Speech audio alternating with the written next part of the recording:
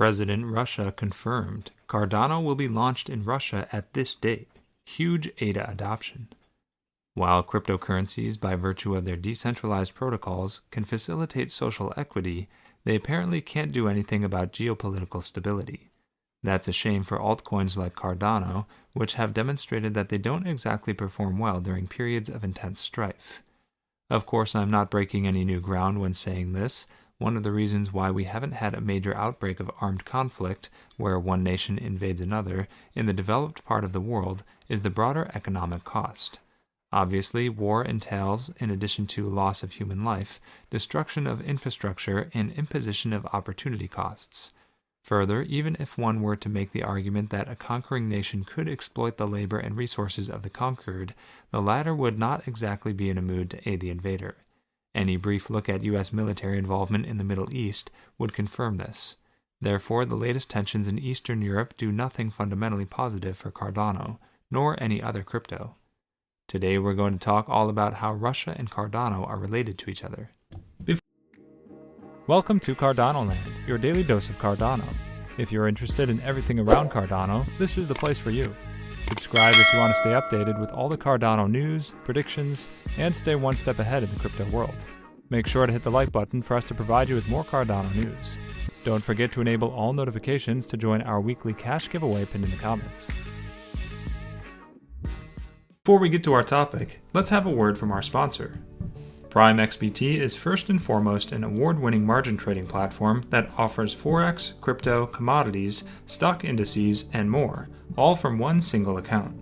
This lets traders build a diverse portfolio of digital and traditional assets, and ensures no opportunities are left behind.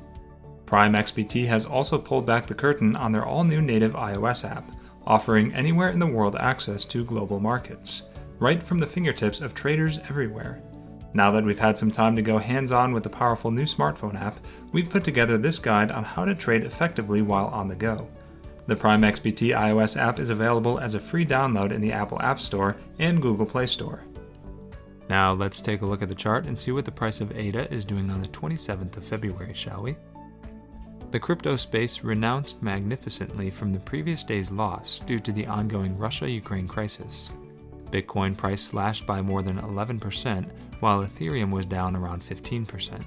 But the new day trade began with the markets rebounding. The majority of the asset found out their earlier positions. Yet one such popular crypto asset that is still carrying the burden of the plunge is Cardano.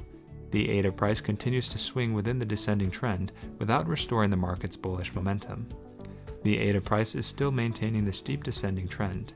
The multiple attempts to flip the trend went nullified, and hence the price trend remained to drown in a deep well. Interestingly, the asset has formed a noticeable H&S pattern, and the price has already been tested and broken down towards the south. The key neckline levels were around 90 cents, which were not held strong, and hence this may certify further with the next downtrend incoming very fast. Maintaining a similar pace, Cardano is feared to lose some of the pivot levels and plunge below 50 cents with the next leg down.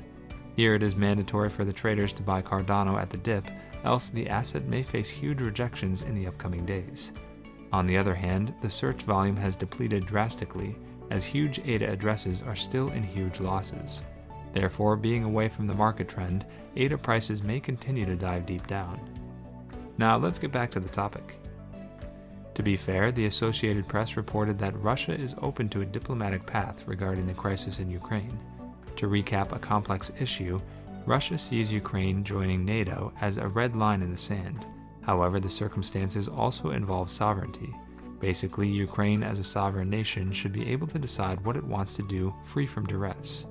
Unfortunately, CNN reports that Russian units and missiles are advancing toward the Ukrainian border, directly contradicting the shift in tone. And before you say fake news, look, I can only report what's being reported. Should hostilities break out into armed conflict, I don't think wagering heavily on Cardano is smart. War isn't good for anyone, especially crypto-based economies. Cardano faces massive tests from Russian belligerents. Even if you're merely loosely following the 2022 Winter Olympics, you've probably heard of Russia's Kamila Valieva, a phenomenal figure skater unfortunately caught with a banned substance in a December drug test. As sports journalist Dan Wetzel argued, she should be prevented from participating in this Olympics, in part because it's not fair to clean figure skaters.